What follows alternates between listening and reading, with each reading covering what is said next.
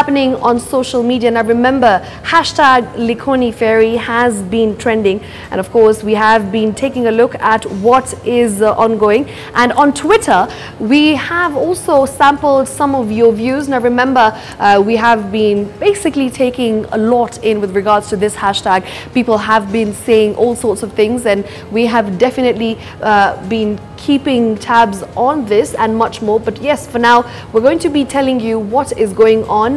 And that was the last tweet that we read earlier on. Of course, it came in on Twitter at K24 TV. Remember, that's where you're going to find us. And that one says, at Muthui, who went on to say, since hashtag Likoni Ferry has proved a killer, let GOK abolish and build bridges across Likoni. That has come in at Muthui. That's what you have to say. We've got at Charlie Odi, who says, I'm not shocked that there was no rescue response in time. Mtongwe Ferry is just 100 meters away from Kenya Navy Barracks. It took them 4 hours to respond. So questions arising there on the response time, of course, with regards to what happened yesterday. At Shikes, oh, interesting namesake there, who says, how a ferry operates without emergency service is beyond me. Any operations take into account things can go wrong, but not here, not even after various accidents. Those lives could have been rescued. Point is definitely home. We've got another one there from at Nasir Kenya, who says, sad that Kenya is never prepared for disasters during any crisis. The hashtag Likoni Ferry accident was inevitable, considering how they pack ferries. So yes, that is another question that has come through. And of course, questions that are being raised with regards to the response time. Another one there being the number of passengers that are actually in the ferry. At Michael Mburu _ says, this Likoni Ferry disaster is a wake-up call for the people. Mombasa, those ferries are in dilapidated conditions and being driven like PSVs. Moving on, we've got another tweet here from at Team Wakili, who says, safety of the ferry should be enhanced to ensure that we don't lose any life in such away. May the Almighty God keep us safe from calamities. And the last tweet here at K24 TV that's come in that says, well, that seems to be the last one. All right. Thank you so much for your feedback. Now, remember, you can keep interacting with us. Earlier on, we had taken you to what's happening in Mombasa. Now, of course, this is in line with the SGR. There has been protests ongoing, and now they have moved to the streets of Mombasa. So, yes, let's listen in to what is going on with regards to these demonstrations.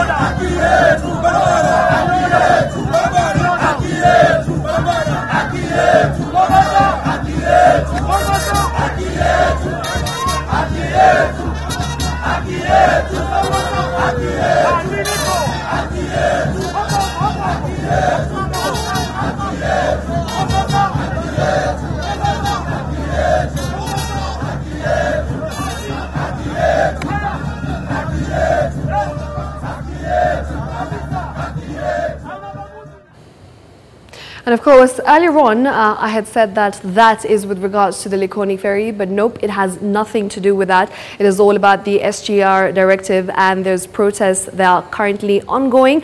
And of course, it is being led by area MPs as well as the senator. So yes, just a correction then. Of course, we'll keep updating you on the same, and we'll take you to Mombasa at a later time. For now, my colleague, Samuel Joroge, is here with me in studio, and of course he'll be taking us through the rest of the briefing. Thank you so much, Shiksha Arora. And from Mombasa, where we've seen that protest that is currently ongoing, we need to take you to Kisumu County and bring in our reporter, Baraka Karama, who joins us live from that region. The top story in our news diary is all about demonetization and Article 231 of the Constitution. Baraka, good morning. Thank you so much for joining us. How is the situation on the ground in as far as the demonetization exercise is concerned? Some will remember by midnight today, of course, the curtain will fall down to the old currency, 1,000 shillings note. Remember, the CBK Governor Patrick Njoroge did announce the demonetization of the currency on June 1st. That, of course, has seen various traders and businessmen putting notice to their respective clients to let them know that the old 1,000 currency notes will not be allowed. Just allow me to get reactions and brief from a cross section of businessmen here in Kisumu, just to get to know what they think about this particular move, and maybe they can tell us what they remember of the 1,000 currency note that, of course, today by midnight it will be a thing of the past. Just allow me to talk to some few traders in regard to that particular issue. First, tell us your name, and of course we'd like to know, today is the last day of the 1,000 currency notes. What do you remember that particular currency for, and tell us what you think about this new note. Asante sana Bwana Karama kwa nipa hii fursa kunena na Wakenya wenzangu. Majina naitwa Michael Chiaga, mzaliwa wa Kisumu, na asante sana kwa nipa hii fursa ninene pamoja na Wakenya wenzangu kuhusu hii jambo linaloendelea ambao ni deadline ya leo saa 6. Mimi kwa upande wangu naona ya kwamba hii jambo ama hii mambo ya kufanya hii noti ya zamani kutolewa na kuingizwa mpya, naona kama inaweza kuleta uzuri ama inaweza kuleta change kwa Wakenya wote, mimi na support.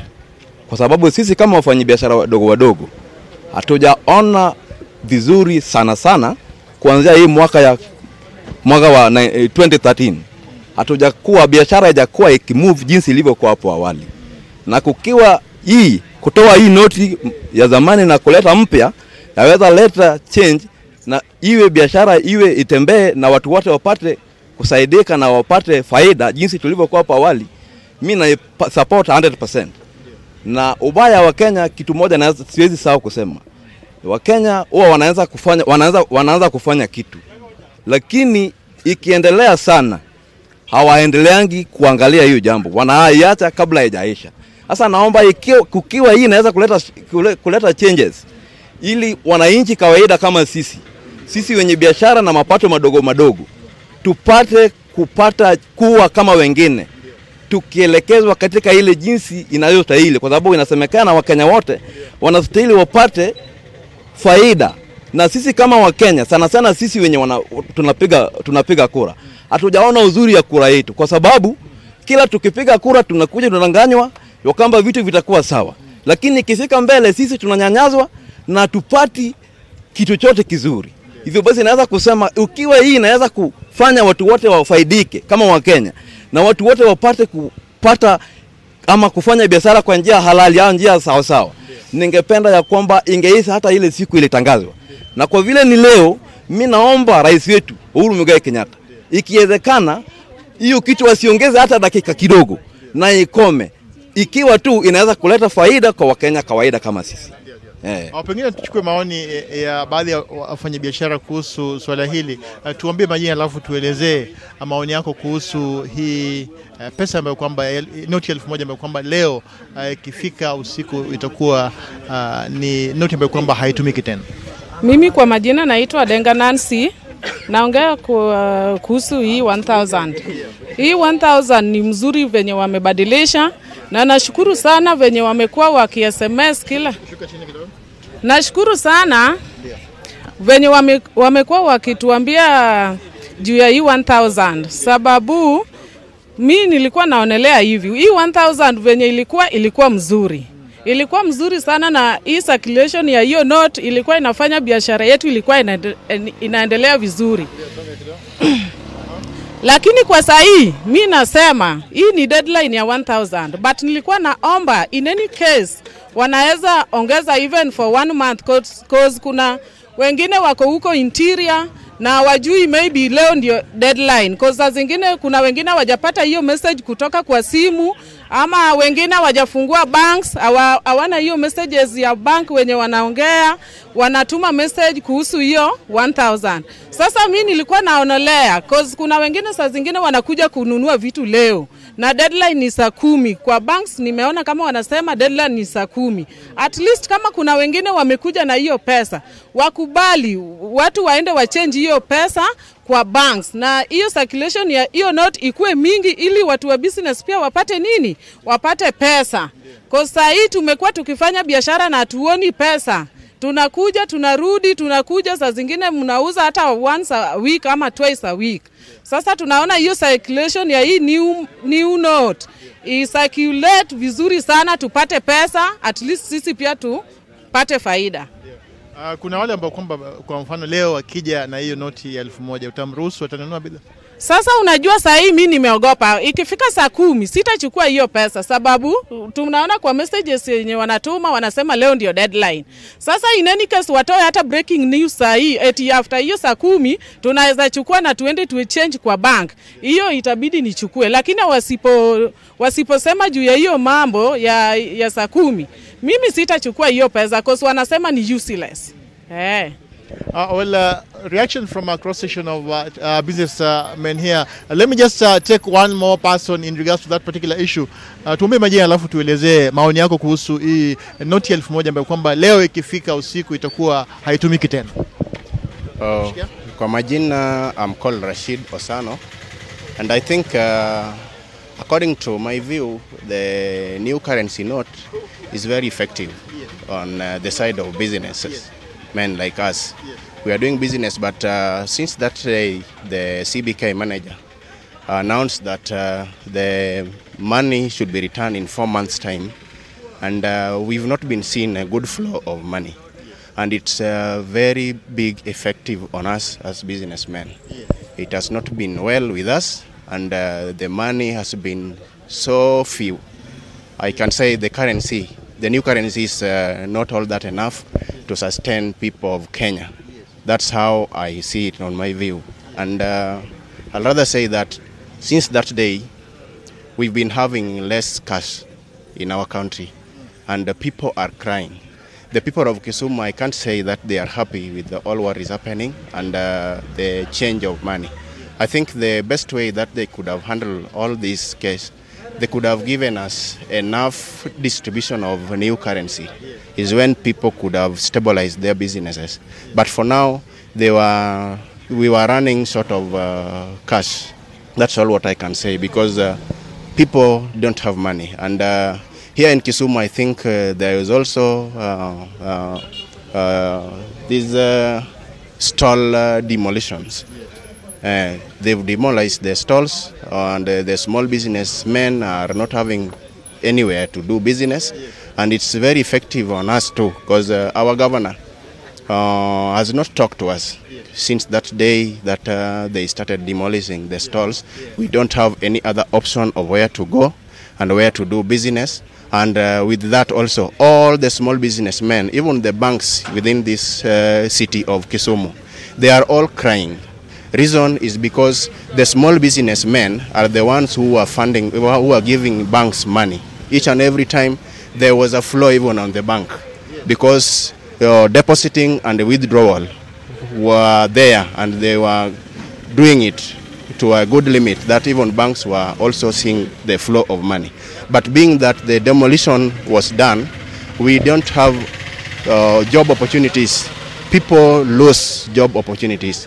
And with that, there was a small flow of money, because people, instead of seeing people doing business, you will only meet people migrating from big houses, big rents to small rents. Some are moving from the town center to reserve.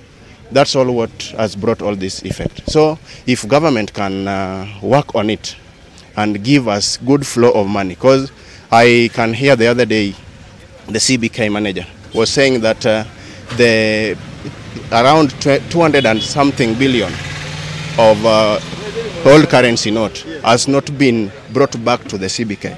That means with all that big cash that has not come back to the CBK, that means that we still have some shortage of new currency and the old Kenyan note. So if they can work on it and see how to bring good flow of this note of the new currency, then I think the business of Kisumu will be okay. But without that, I don't think it has give us any good effect, or it has helped us in somehow. So that's how I can argue about it. Thank you.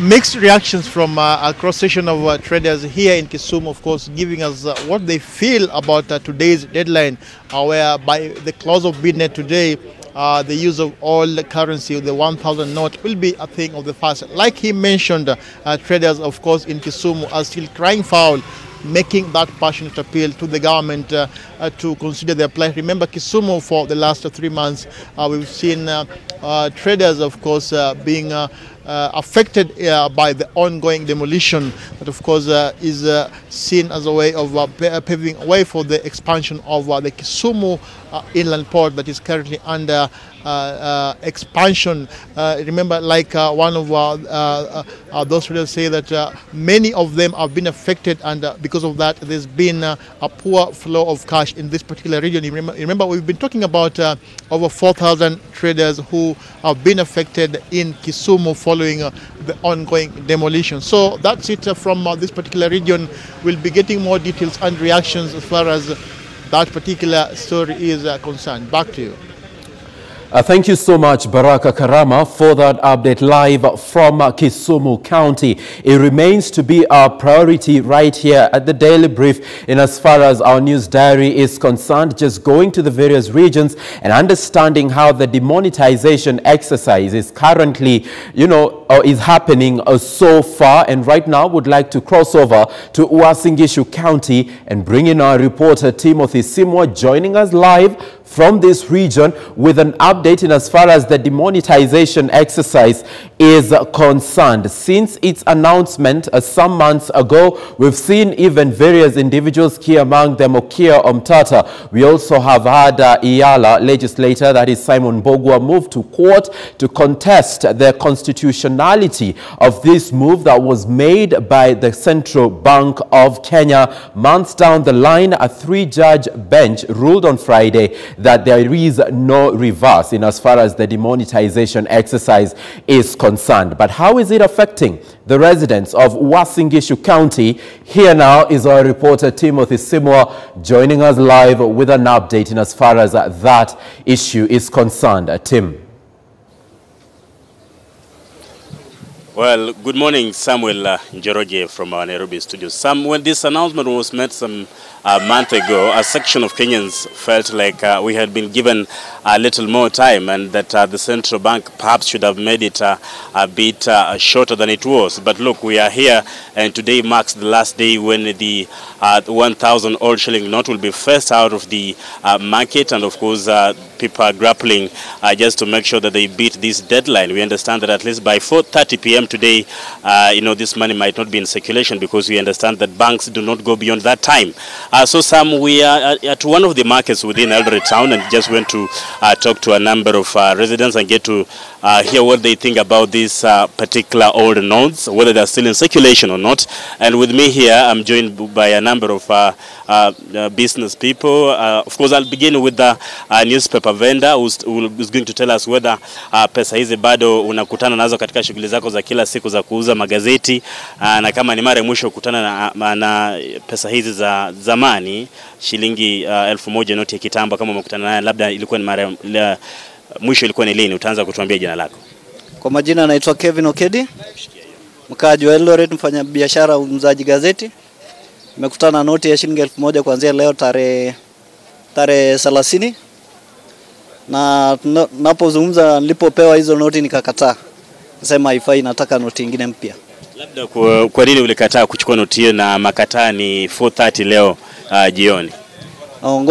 Naogopa msongamano kwenye bank, kwenda kubadilisha hiyo noti kama ni kazi ngumu. Asante sana. Asante sana. Labda niweze kuungana tu na mkazi mwingine hapa, ni mfanyabiashara. Ndugu, utaanza kutuambia majina yako, na labda wewe katika shughuli zako za kila siku bado unakutana na ile noti ya kitambo, na kama unakutana naje, unaichukua ama mara ya mwisho kuichukua ilikuwa ni lini? Okay, mimi naitwa Harrison Gitao. Hiyo pesa nilipata jana, but sikuwa na uhakika nayo sana kwa sababu sikujua kama nitaenda kwenye bank, so sikuichukua. But haina shida, kama wamepeana mpaka saa 10:30 ni sawa tu. Nikipata leo, nipata nafasi ya kwenda bank, nitapeleka na nitaenda nitabadilisha. Labda kwa upande wako, kuna wale walikisia kwamba wataalamu wa uchumi wanasema kwamba kubadilisha pesa kutaathiri uchumi na biashara za watu wengi. Kwa upande wako, labda umefeel effect ya kubadilisha kwa sarafu?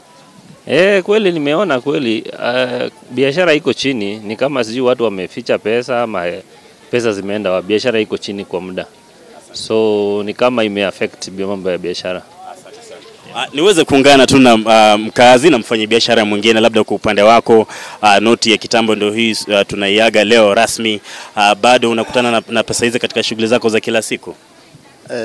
Kwa majina naitwa Josaya Kabiria. Mimi kwa kuongea ukweli tu, hiyo noti ya kitambo hata nimekaa bila kuishika. Kama nimekaa muda kama 2 weeks ago, hata sijaipata mteja mwenye ananiletea hiyo noti. Hiyo ni kumaanisha kama hizo pesa nikaa Wakenya wameshazirudisha. Sijawakutana na hata moja. Maoni yako tu kwa upande wako ndugu, utaanza kutuambia jina lako kuhusiana na swala zima la kubadilisha noti mpya za shilingi 1000. Okay. Kwa majina naitwa John Monene na mimi ni mkaaji wa hapa Eldoret. Na kuhusu hii pesa hii ya 1000, nimekuwa kwa muda sijaipata, ingawaje nimekuwa na wasiwasi sana. Juu najiuliza hivi, kama tuliambiwa kuna watu wameziweka na mangunia, mbona hawajazitoa? Na kama hawajazitoa, asitakuwa na negative effect kwa economy yetu. Kama leo hii kuanzia saa 10 sitakuwa makaratasi. Hiyo ndio swali langu. Asante sana kwa maoni yako. Those were some of the concerns of business people and a number of residents we've been able to talk to within Uasin Gishu. Of course, we had the announcement that at least 40% of the old notes are still in circulation, and there are fears that when these notes will be rendered useless, or rather not usable anymore, perhaps this could also have far-reaching implications to the economy. This is one of the main markets within Eldoret town, and we just want to see if we can get to talk to any other business people. Mama, habari ya saizi? Labda unaweza kutuambia tu wewe kama mfanyabiashara, wateja bado wanakuja na zile noti za kitambo, utaanza kutuambia jina lako? Mimi naitwa Joyce Mora. Hawakuji nazo, zimeisha. Mara ya mwisho labda mteja kuja na noti za kitambo ilikuwa ni lini? Ilikuwa Thursday. Na akija leo na noti ya kitambo unaweza chukua 1000? Hapana. Siwezi chukua. Those were sentiments of Mama Mora, who's selling fruits within this main market. Perhaps some, just if you allow me to move to another section of the market, ili tuweze kuzungumza na wafanya biashara wengine. Mama, habari asubuhi. Amesema she's not willing to be part of that discussion, but I'm pretty sure my brother can give us one word or two. Ndugu, habari yako? Na tunazungumzia masuala ya noti ya kitambo hii leo. Katika shughuli zako za kila siku bado watu wanakuletea noti za kitambo ama zilikoma? Utaanza kutuambia jina lako? Naitwa Thomas Ochango. Ilikoma. Siku hizo waleti na tena pesa yenyewe ionekani hiyo mpya yenye alisema. Sasa tunashindwa hii ilienda wapi? Kivingine unasema kwamba biashara labda imerudi chini, ama unamaanisha nini? Biashara imerudi chini, pesa ionekani, tunashindwa pesa ilienda wapi? Na mtu kwa mfano hii leo mteja akija na ile noti ya kitambo unaweza kuchukua? Asiwezi chukua kwa sababu saa hii nitaipeleka wapi? Asante sana. Those are some of the people we've been able to talk to within Uasin Gishu County, of course within Eldoret town, who are giving their views as far as the issue of demonetization of the old 1,000 shillings note is concerned, and we'll be just watching to see how the day ends, especially putting in mind that 4:30 p.m. will be that very last hour that this note perhaps will be out of circulation. There are those who are, of course, opining that the demonetization has in some way affected the business. The circulation of money is somewhat low currently, and perhaps they're blaming it to the demonetization. And of course, we just will be waiting to see at the end of the day whether the 40% that we were told that is still outside there will have been first out by end of business today. Sam? Thank you so much, Timothy Simwa, for that update live from Uasin Gishu County. Now, it's only fair that we note that 25 years down the line, it's time to say goodbye to the old 1,000 Kenya shilling note. And of course, a spot check by K24 TV reveals that since last week, around the 26th, various business outlets have been, refusing to take in the old 1,000 shilling note as they prepare to transit into the new one. It has been in circulation for quite some time now, and as per the Central Bank of Kenya, by midnight tonight, it ceases to be legal tender. And of course, they are making reference to powers given to this institution courtesy of the Central Bank Act of 1966, as well as Article 231 of the Constitution. At that note, we would like to take a break. We return with much more in just a moment.